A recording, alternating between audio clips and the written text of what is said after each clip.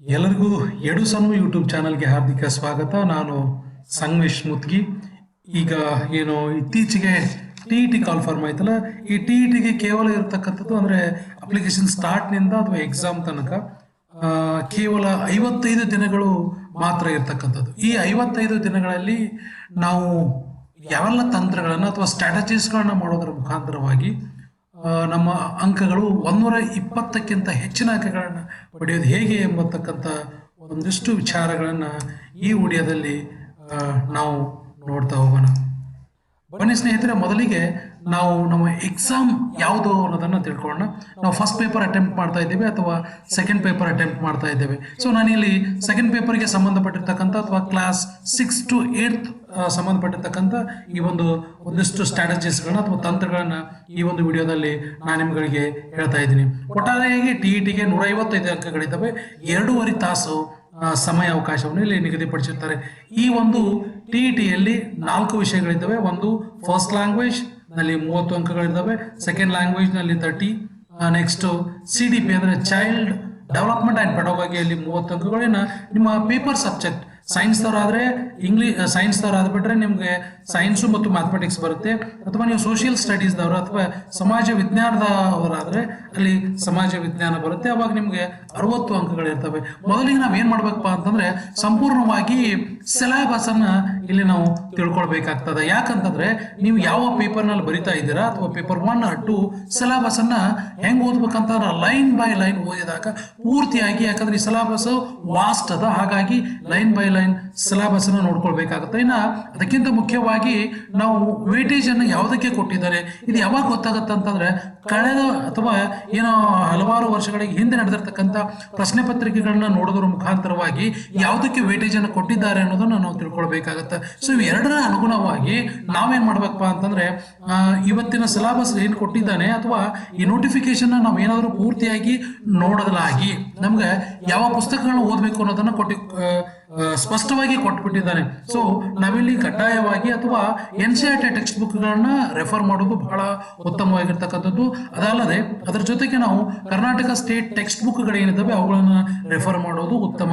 ಈ paper 6 to 8 standard ಮಾತ್ರ ಇದೆ. ಆದರೂ ಕೂಡ ಪ್ರಶ್ನೆ ಪತ್ರಿಕೆಗಳು ಅಥವಾ ಪ್ರಶ್ನೆ ಪತ್ರಿಕೆಗಳಲ್ಲಿ ಪ್ರಶ್ನೆಗಳು 9 ರಿಂದ 12ರವರೆಗೆ ಅಥವಾ ಅಂದ್ರೆ ಅಪ್ ಟು 12th ಅಂದ್ರೆ 6 ರಿಂದ 12ನೇ ತರಗತಿಯಲ್ಲಿ ಬರ್ತಕ್ಕಂಥ ಎಲ್ಲಾ ವಿಷಯಗಳನ್ನ ಕವರ್ ಮಾಡ್ತೀನಿ ಅಂತೇಳಿ ನೋಟಿಫಿಕೇಶನ್ ಅವನೇ ಕಡ್ಡಾಯವಾಗಿ ಹೇಳಿರೋದ್ರಿಂದ ಸೊ ಹಾಗಾಗಿ ನಮ್ಮ ಗಮನ NCERT ಟೆಕ್ಸ್ಟ್ ಬುಕ್ಗಳಿರ್ತಕ್ಕಂಥ 6 to 12th ಬಗ್ಗೆ ನಾವು ಗಮನವನ್ನು ಕೊಡಬೇಕು. ಇನ್ನು ಲ್ಯಾಂಗ್ವೇಜ್ 1ದ ಸ್ಟ್ರಾಟಜಿ ಏನದ, ಯಾವೆಲ್ಲ ತಂತ್ರಗಳನ್ನ ನಾವಿಲ್ಲಿ ಬಳಕೆ ಮಾಡಬಹುದು.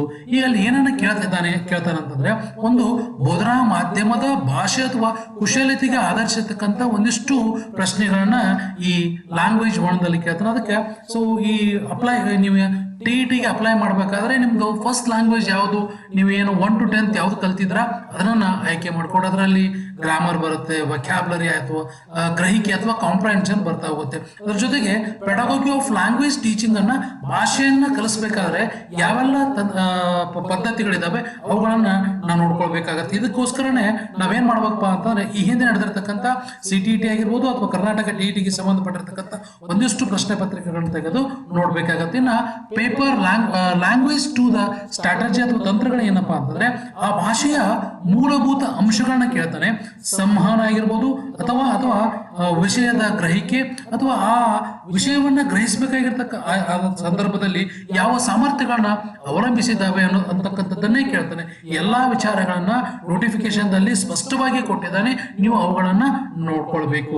ನೀವೇನಾದ್ರೂ ಕನ್ನಡವನ್ನ ಪ್ರಥಮ ಭಾಷೆಯಾಗಿ ತೆಗೆದುಕೊಂಡಾಗ ಇಂಗ್ಲಿಷು ದ್ವಿತೀಯ ಭಾಷೆಯಾಗಿ ಬರ್ತಾವಾಗ ನೀವೇನು ಫೋಕಸ್ ಮಾಡ್ಬೇಕಂದ್ರೆ ಕಾಂಪ್ರಹೆನ್ಷನ್ ಅಥವಾ ಗ್ರಹಿಕೆಯನ್ನ ಫೋಕಸ್ ಮಾಡಬೇಕು. ಅದ್ರ ಜೊತೆಗೆ ಇಲ್ಲಿ ಕೂಡ ಗ್ರಾಮರ್ ಆಗಿರ್ಬೋದು, ಲ್ಯಾಂಗ್ವೇಜ್ ಪೆಡಾಗಾಗಿ ಭಾಷಾ ಬೋಧನಾಶಾಸ್ತ್ರ ಏನಂತಲ್ಲ ಅವುಗಳನ್ನ ನೋಡ್ಕೊಳ್ಬೇಕು. ಅದನ್ನ ನೋಡ್ಕೊಳ್ಬೇಕಂತಂದ್ರೆ ನಾವಿಲ್ಲಿ ಪ್ರೀವಿಯಸ್ ಕ್ವಶನ್ ಪೇಪರ್ಗೆ ಹೋಗ್ಲೇಬೇಕಾಗ್ತದೆ. ಹಾಗಾಗಿ ಇನ್ನು CDP ಅಲ್ಲಿ ಚೈಲ್ಡ್ ಡೆವಲಪ್ಮೆಂಟ್ ಅಂಡ್ ಪೆಡಾಗೋಗಿಯಲ್ಲಿ ಯಾವ ವಿಷಯಕ್ಕೆ ನಾವು ಒತ್ತು ಕೊಡಬೇಕು ಅನ್ನೋದಂತಂದ್ರೆ ಅಂದ್ರೆ ವ್ಯಾಜ್ ಆಗಿರ್ಬೋದು, ವೈಗೋಟ್ಸ್ಕಿ ಅಥವಾ ಕೋಲ್ಬರ್ಗ್ ಇಂಥವರುಗಳನ್ನ ಇವ್ರು ಮೂರೇ ಮಂದಿ ಅಲ್ಲ, ಇನ್ನು ಹಲವಾರು ಜನ ಏನು ಬರ್ತಾರೆ, ಅವುಗಳ ಥಿಯರಿಗಳಿದ್ದಾವೆ. ಆ ಥಿಯರಿಗಳನ್ನ ನಾವೆಲ್ಲಿ ತಿಳ್ಕೊಳ್ಬೇಕು. ಆಮೇಲೆ ಮುಖ್ಯವಾಗಿ ನಾವೇ CDP ಅಲ್ಲಿ ಏನು ಮುಖ್ಯವಾಗಿ ಸ್ಟಡಿ ಮಾಡ್ಬೇಕಪ್ಪ ಅಂತಂದ್ರೆ ಇನ್ಕ್ಲೂಸಿವ್ ಎಜುಕೇಶನ್ ಆಗಿರ್ಬೋದು ಅಥವಾ ಮೋಟಿವೇಶನ್ ಆಗಿರ್ಬೋದು, ಲರ್ನಿಂಗ್ ಡಿಸಬಿಲಿಟಿಗಳೇನಿದಾವೆ ಅವುಗಳನ್ನ ನೋಡ್ಕೊಳ್ಬೇಕು. ಆಮೇಲೆ ಈ ಕಳೆದ ಆಗಿರ್ತಕ್ಕಂಥ 10 ರಿಂದ 15 ಏನು ಪ್ರಶ್ನೆ ಪತ್ರಿಕೆಗಳಿದ್ದಾವೆ ಅವುಗಳನ್ನ ನಾವು ಡೈಲಿ ಏನ್ ಮಾಡ್ಬೇಕಪ್ಪ ಅಂತಂದ್ರೆ ಪ್ರಾಕ್ಟೀಸ್ ಮಾಡ್ಬೇಕು. ಇನ್ನು ಬಹಳ ಮುಖ್ಯವಾಗಿ ನಮ್ಮ ಸಬ್ಜೆಕ್ಟ್ ಪೇಪರ್ಗಳಿದ್ದಾವೆ. ಈ ಸೈನ್ಸ್ ತರ ಅದ್ ಬಿಟ್ರೆ ಮ್ಯಾಥ್ಸ್ ಮತ್ತು ಸೈನ್ಸ್ಗಳು ಬರ್ತೈತಿ. ನೀವು ಕಡ್ಡಾಯವಾಗಿ ಸೈನ್ಸ್ ಮತ್ತು ಮ್ಯಾಥ್ಸ್ ಅವರು NCERT ಟೆಕ್ಸ್ಟ್ ಬುಕ್ಗಳಿದ್ದಾವೆ 6 to 12 ಕಡ್ಡಾಯವಾಗಿ ಅಧ್ಯಯನವನ್ನ ಅಲ್ಲಿ ಮಾಡಲೇಬೇಕು. ಕೆಲವೊಂದು ಕಾನ್ಸೆಪ್ಟ್ ಇರ್ತವೆ, ಆ ಕಾನ್ಸೆಪ್ಟ್ಗಳನ್ನ ಕ್ಲಾರಿಟಿಯನ್ನು ಕೊಡ್ತಾ ಹೋಗ್ಬೇಕು ನೀವು ತಿಳ್ಕೊಂಡಾಗ ಪ್ರಶ್ನೆಗಳಿಗೆ. ಆಮೇಲೆ ಇನ್ನೊಂದು ಮ್ಯಾಥಮೆಟಿಕ್ಸ್ ನಿಮ್ಗೆ ಸರಳ ಅನಿಸಬಹುದೇನು, ಆದರೆ ಸೈನ್ಸ್ ಪೇಪರ್ ಮಾತ್ರ ಕಡ್ಡಾಯವಾಗಿ ಅಪ್ಲೈಡ್ ಬೇಸ್ ಮೇಲೆ ಇರ್ತೈತಿ. ಸೊ ಹಾಗಾಗಿ ನೀವು ಸೈನ್ಸ್ ಅನ್ನ ಒಂದಿಷ್ಟು NCERT ಟೆಕ್ಸ್ಟ್ ಬುಕ್ಗಳನ್ನ ರೆಫರ್ ಮಾಡೋದು ಬಹಳ ಉತ್ತಮವಾಗುತ್ತೆ. ಇನ್ನು ಸಮಾಜ ವಿಜ್ಞಾನಕ್ಕೆ ನಾವು ಬಂದಾಗ, ಸಮಾಜ ವಿಜ್ಞಾನದಲ್ಲಿ ನಾವು ಮುಖ್ಯವಾಗಿ ಹಿಸ್ಟ್ರಿ ಆಗಿರ್ಬೋದು, ಜಿಯೋಗ್ರಫಿ ಅಥವಾ ಸಿವಿಕ್ಸ್ ಗಳಿಗೆ ಜಾಸ್ತಿ ಒತ್ತನ್ನು ಕೊಡ್ತಾನೆ. ಇಲ್ಲಿ ನಾವು ಏನ್ ಮಾಡ್ಬೇಕಪ್ಪ ಅಂತಂದ್ರೆ ಈ ಸೋಷಿಯಲ್ ಸ್ಟಡೀಸ್ ದವರು ಕಾನ್ಸೆಪ್ಟ್ಗಳನ್ನ ಅರ್ಥ ಮಾಡ್ಕೊಳ್ಬೇಕು. ಕಾನ್ಸೆಪ್ಟ್ಗಳ ಜೊತೆಗೆ ಕ್ರೊನಾಲಜಿಕಲ್ ಆರ್ಡರ್ ಬಂದಿರ್ತೈತಲ್ಲ, ಅಂದ್ರೆ ಕಾಲಾನುಕ್ರಮದಲ್ಲಿ ಎಲ್ಲವನ್ನೂ ತಿಳ್ಕೊಳ್ಬೇಕಾಗ್ತದೆ. ಯಾಕಂದ್ರೆ ಕಳೆದ ಬಾರಿ 2023 ನಡೆದಿರ್ತಕ್ಕಂಥ ಪ್ರಶ್ನೆಗಳು ನೇರವಾಗಿರ್ತಕ್ಕಂಥ ಪ್ರಶ್ನೆಗಳು ಬಹಳ ಕಡಿಮೆ ಪ್ರಶ್ನೆಗಳನ್ನ ಕೇಳಿದ್ದಾನೆ. ಅಂದ್ರೆ ಆ ಪ್ರಶ್ನೆಗಳು ಏನಾಗಿದ್ದಾವ ಅಂತಂದ್ರೆ ಹೇಳಿಕೆಗಳ ಮೇಲೆ ಹೋಗ್ತಾ ಇದಾವೆ. ಇವು ಹೇಳಿಕೆಗಳು ಯಾವಾಗ ಗೊತ್ತಾಗತ್ತಂದ್ರೆ ಕಾನ್ಸೆಪ್ಟ್ ನಮ್ಗೆ ಅರ್ಥ ಆದಾಗ ಮಾತ್ರ.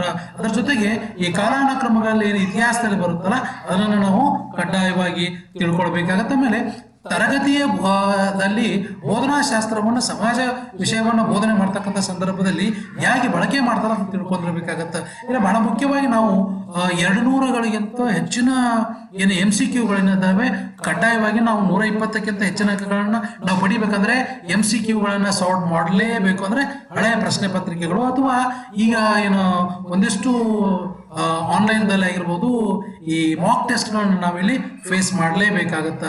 ಅದ್ರ ಜೊತೆಗೆ ಯಾವೆಲ್ಲ ಸಬ್ಜೆಕ್ಟ್ಗಳನ್ನ ಓದಬೇಕು ಅನ್ನತಕ್ಕಂಥದ್ದನ್ನ ನಾನು ಇಲ್ಲಿ ಹೇಳ್ತಾ ಹೋಗಿದ್ದೀನಿ. ಇನ್ನು ಪ್ರಾಕ್ಟೀಸ್ ಸ್ಟ್ರಾಟಜಿ ಹೆಂಗಿರ್ಬೇಕಪ್ಪ ಅಂತಂದ್ರೆ ಒಂದ್ ಸ್ವಲ್ಪ ಮಾಕ್ ಟೆಸ್ಟ್ಗಳನ್ನ ನಾವು ತೆಗೆದುಕೊಳ್ಳೇಬೇಕು. ಯಾಕಂದ್ರೆ ಪ್ರಶ್ನೆ ಪತ್ರಿಕೆಗಳು ಏನಾಗ್ತಾ ಇದೆ ಅಂತಂದ್ರೆ ಪ್ರಾರಂಭದಲ್ಲಿ TETಗಳು ಮಾಡಿದಾಗ ಪಾಸ್ ಆದ್ರೆ ಸಾಕು ಅಂತಕ್ಕಂಥ ಹಂತಕ್ಕಿತ್ತು. ಬಟ್ ಇವಾಗ ಹೆಂಗೆ ಎಲಿಮಿನೇಟ್ ಮಾಡಬೇಕು ಅಂತಕ್ಕಂಥದ್ದನ್ನ ನೋಡಿ ಪ್ರಶ್ನೆಗಳನ್ನ ತೆಗಿತಾ ಇದ್ರೆ. ಸೊ ಹಾಗಾಗಿ ನೀವು ಮಾಕ್ ಟೆಸ್ಟ್ ಅಟೆಂಡ್ ಆಗಬೇಕು. ಆಮೇಲೆ ಆ ಮಾಕ್ ಟೆಸ್ಟ್ ಅಟೆಂಡ್ ಆಗೋದ್ರಿಂದ ನಮಗೇನು ಗೊತ್ತಾಗತ್ತಂದ್ರೆ ನಾವೆಲ್ಲಿ ಮಿಸ್ಟೇಕ್ ಮಾಡಿದ್ದೇವಲ್ಲ ಆ ಮಿಸ್ಟೇಕ್ಸ್ಗಳು ಗೊತ್ತಾಗ್ತಾ ಹೋಗುತ್ತೆ. ಆಮೇಲೆ ಪ್ರತಿ ಪ್ರಶ್ನೆಗೆ 1 ನಿಮಿಷದ ಕಾಲಾವಧಿಯಲ್ಲಿ ಉತ್ತರಗಳನ್ನ ನಾವೆಲ್ಲಿ ಹುಡ್ಕೊಳ್ಳೋದು ನಮಗೆ ಗೊತ್ತಾಗುತ್ತೆ. ಆಮೇಲೆ ನಮ್ಮ ಎಲ್ಲೆಲ್ಲಿ ಮಿಸ್ಟೇಕ್ಸ್ ಗಳಾಯ್ತು ಅವನ್ನ ನೋಟ್ ಮಾಡ್ಕೊಂಡು ಅವುಗಳನ್ನ ಕ್ಲಾರಿಫೈ ಮಾಡ್ಕೊಳ್ಬೇಕಾಗತ್ತೆ.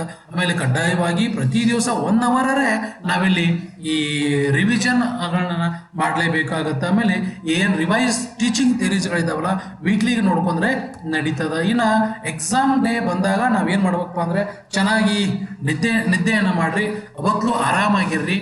ಅದರ ಜೊತೆಗೆ ಹಳೆ ಪ್ರಶ್ನೆ ಪತ್ರಿಕೆಗಳಿದ್ದಲ್ಲ ಅವುಗಳನ್ನ ನೀಟಾಗಿ ಅಟೆಂಪ್ಟ್ ಮಾಡ್ರಿ. ಅವುಗಳನ್ನ ಫೇಸ್ ಮಾಡೋದ್ರ ಮುಖಾಂತರವಾಗಿ ಅಥವಾ ಇನ್ನ ಮುಖ್ಯವಾಗಿ ನಾವುಗಳು ಮಾಡಬೇಕಾಗಿರ್ತಕ್ಕಂಥ ಕೆಲಸ ಏನಪ್ಪ ಅಂದ್ರೆ ಬಿಲೀವ್ ಇನ್ ಯುವರ್ ಪ್ರಿಪರೇಷನ್. ಅಂದ್ರೆ ನಾವು ನಮ್ಮ ಪ್ರಿಪರೇಷನ್ ಅಂದ್ರೆ ನಮ್ಗೆ ನಂಬಿಕೆ ಇರಬೇಕು. ಚೆನ್ನಾಗಿ ಓದ್ಕೊಂಡು ಚೆನ್ನಾಗಿ ನಾವೇನಾದ್ರು ಪ್ರಿಪರೇಷನ್ ಆಗಿತ್ತಂತಂದಾಗ ನಮ್ಮ ಮನಸ್ಥಿತಿ ಪಾಸಿಟಿವ್ ಮೈಂಡೆಡ್ ಆಗಿ ನಾವೇನಾದ್ರೂ ಇದ್ದೇವೆ ಅಂತಂದ್ರೆ ಕಡ್ಡಾಯವಾಗಿ ಈ ಸಲದ 2025ರ TETಯನ್ನ ನಾವಿಲ್ಲಿ ಪಾಸ್ ಮಾಡಕ ಆಗತ್ತ. ಸೊ ಅದಕ್ಕೋಸ್ಕರ ಆಮೇಲೆ ಮುಖ್ಯವಾಗಿ ನನ್ನೊಂದು ಕಾನ್ಸೆಪ್ಟ್ ಏನಪ್ಪಾ ಅಂದ್ರೆ teach to learn, learn to teach. ಅಂದ್ರೆ ಕಲಿಯಲು ಕಲಿಸಿ, ಕಲಿಸಲು ಕಲಿಯಿರಿ ಅಂತಕ್ಕಂಥದ್ದು ಮಾತನ್ನ ಹೇಳ್ತಾ ಇಲ್ಲಿವರೆಗೆ ಈ ವಿಡಿಯೋನ ನೋಡಿದ್ದಕ್ಕೆ ನಿಮ್ಮೆಲ್ಲರಿಗೂ ಕೂಡ ಧನ್ಯವಾದಗಳನ್ನ ಹೇಳ್ತಾ, ಇನ್ನೊಮ್ಮೆ ಯಾರಾದ್ರೂ ಈ ಎಡ್ಯುಶಾನು ಯೂಟ್ಯೂಬ್ ಚಾನಲ್ ಅನ್ನ ಸಬ್ಸ್ಕ್ರೈಬ್ ಮಾಡದೇ ಇದ್ರೆ ಸಬ್ಸ್ಕ್ರೈಬ್ ಮಾಡಿ. ನಿಮ್ಗೇನಾದ್ರು ಈ ವಿಡಿಯೋ ಇಷ್ಟ ಆಯ್ತಂದ್ರೆ ಲೈಕ್ ಮಾಡ್ರಿ, ಶೇರ್ ಮಾಡ್ರಿ ಅಂತ ಹೇಳ್ತಾ ಇಲ್ಲಿಗೆ ಈ ವಿಡಿಯೋನ ಮುಗಿಸ್ತಾ ಇದ್ದೀನಿ. ಧನ್ಯವಾದಗಳು.